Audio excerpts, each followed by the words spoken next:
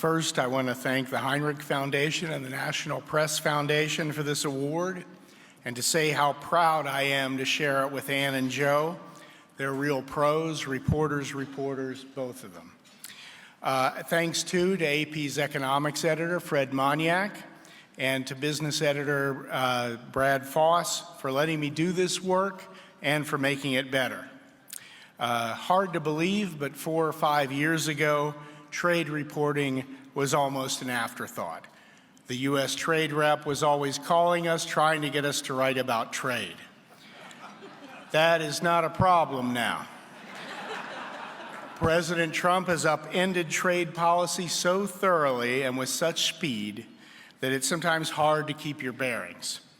I remember one day a couple of years ago, word came out that he was threatening to put tariffs on $100 billion in Chinese imports. It sounded insane. In previous trade battles, sanctions were measured in millions, not billions of dollars. Surely it was a bluff, but it wasn't. Things have just escalated from there. The United States is now taxing $360 billion in Chinese imports, and Wall Street is just happy it isn't more. The reality has changed. It's hard to keep up with the day's events, let alone to try to put it in a context that makes sense to readers. At AP, we've been looking for unique ways to tell the story. We compared China today to the United States in the late 1700s and early 1800s, both of which were dens of intellectual thievery. We looked at how businesses respond to Trump's tariffs by shifting out of China, sometimes by cheating.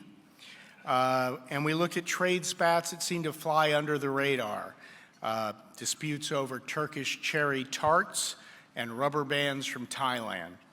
We will continue to look for angles that provide context and maybe are a little bit fun. Some trade watchers expect 2020 to be a quieter year now that Trump has signed a phase 1 trade agreement with China. I wouldn't count on it. So I'd like to say thanks again to the Hinrich Foundation and the National Press Foundation for recognizing a beat that should never have been an afterthought and certainly isn't one anymore. Thanks.